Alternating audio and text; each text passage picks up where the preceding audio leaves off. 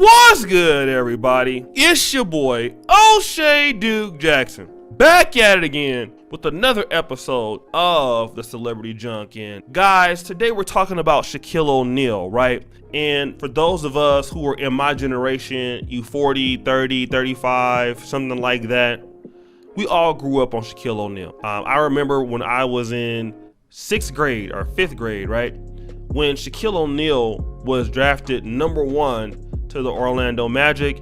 I remember that because right after that was Alonzo Mourning, Christian Laettner. I was a Kings fan. We got Walt Williams. Harold Miner came out that same year. It's one of the greatest draft classes that I can remember. Now, it wasn't that some people came from this class, but it's just that, you know, Shaq and Alonzo had really respective careers, right? And pretty good. Latrell Sprewell was number 24 that year.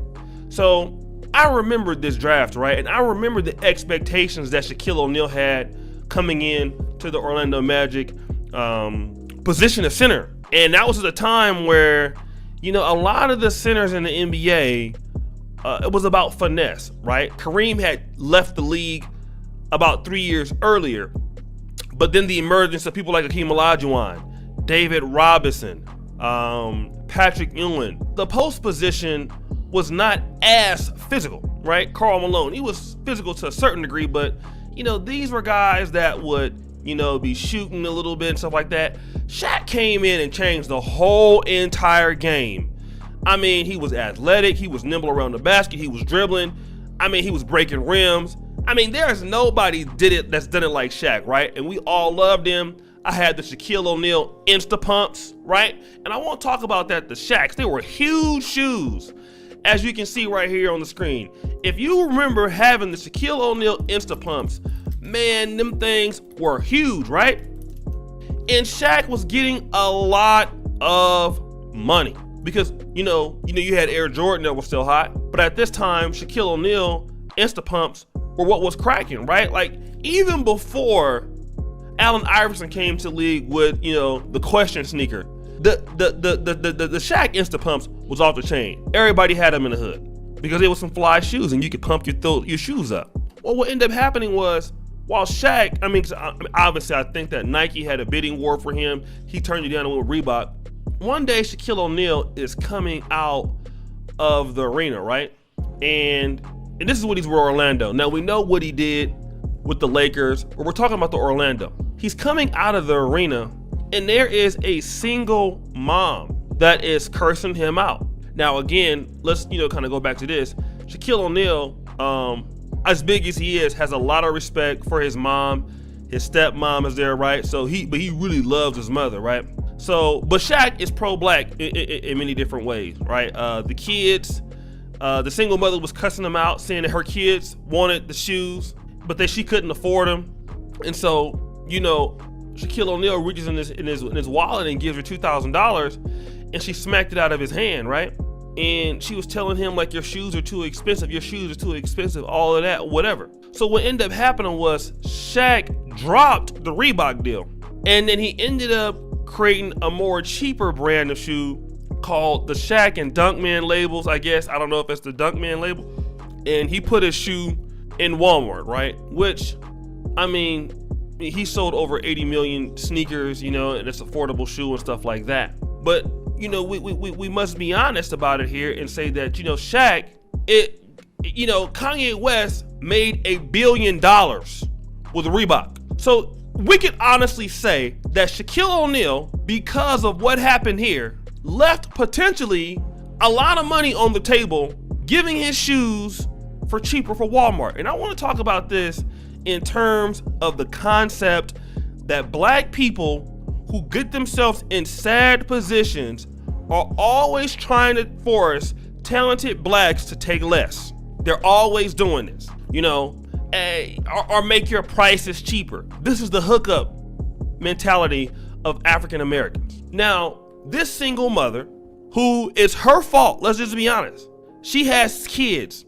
It's not that she had one kid, but she had kids. It's not Shaquille O'Neal's fault that you are a single mom. Let's play a little bit of game of Negro Air, Dima. A, was Shaq in the bedroom with you when you were getting it on? B, is Shaq the baby's daddy? C, were you dumb for having babies you couldn't take care of? Or D, all of the above? Jeopardy music!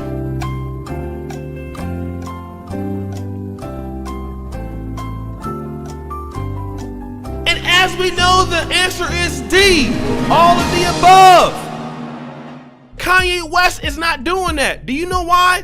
Because Negroes will spend on what they feel is necessary for the value. I can tell you that right now, right? Same thing in Uganda. You got people out here that can't afford anything. Everywhere you go, you see Negroes with iPhones. iPhone here, iPhone there, iPhone everywhere. The average wage in Uganda for a year is $1,000, yet every time I turn my head, they got an iPhone. So should iPhone drop their damn prices? Because let me tell you this, right? You will go to the black man and ask him to take down his prices, but you will dare not go to Intel or AMD or Apple or Samsung and bring down your prices. And I'm gonna tell you what niggas will do. While you bring down your prices so they kids can afford cheaper Dunkman shoes, what are they doing? Going to the mall, buying $400 weaves, buying $300 Jordans, buying Gucci, buying $100 sandals, going on trips. So you mean to tell me that single mom, since her son can't afford them shoes, she ain't getting no weaves? I bet she got a weave right now. Weave looking so good and so expensive. All kind of credit card debt, shopping, buying boots, buying heels. You expect a black man to take a discount for you. And it ain't Shaq's fault. See, this is what I don't understand. And I appreciate Shaquille O'Neal for having a heart for the black community, because he come out of an era. And even me, I'm glad to be a part of this era where, we still gave a damn about black people. We remember those days. We remember those days with the old deacons in church, looking out for us and trying to help us go somewhere in life and talking to us. See, we came from a last of a dying breed era where Medea was just passing on. So we had some sense of black community stuff going on back in the 90s. Even our rap in the 80s and stuff like that was a little bit more pro-conscious. So we understand what it means to be black and proud of it. That's why I'm in Africa now, because I come from that generation. But at the same time, if I want one group of people, I know niggas. And if you give us an inch, we're gonna take a mile. We are going to take a mile. And we will sit there and ask the black man all day for a discount and go right to the white man and give him everything that he wants. And I will tell you right now, if you got a product and it is a high value product, don't you come down off your product for the black community. If it's $300, tell them it's $300. Not $299.99, not $295.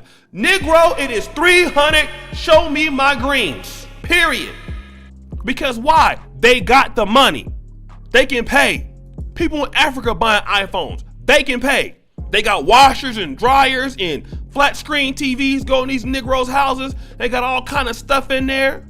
High speed internet, talking about the shoes is too cheap. What are you talking about? You got the money, pay it. Why you think these white folks is getting billions of dollars?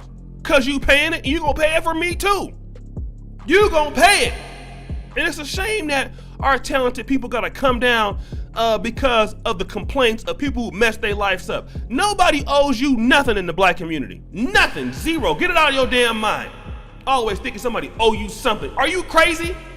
And that's all I gotta say. It's ridiculous. So guys, go ahead and hit the bell on the channel, comment, subscribe. It's your boy O'Shea Duke Jackson. Go to the first comment pinned to the top. Join us on Patreon. I gotta push my Patreon, right?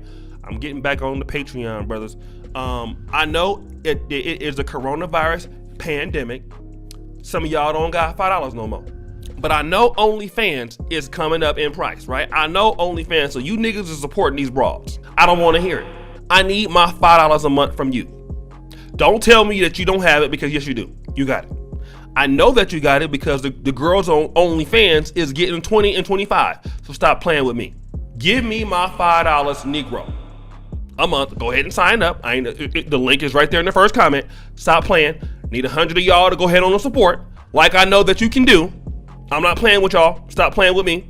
Hello. Play the sad music. Man, I ain't got the money, bro. That was hard. but you got 15 OnlyFans. You over there, you spending damn near a house on the OnlyFans, watching all the twerking go down. Nigga, please. Nigga, please. So y'all know what to do. Go to the first comment, put that $5, sign up, support your boy. Like you know you love my content. Yeah, and also check out the Black Men Are Perfect t-shirts, and they are $29.99. No, you will not get a discount. Don't ask me for shit. Thank you. Go buy my shirt too. Email is there. Stop emailing me stupid stuff. Some of y'all emailing me the dumbest thing. I'm about to block you. But for the most of y'all, thank you so much. I appreciate you. And as you know, the buffoonery remains at an all-time high. Topic is pinned to the top. Peace.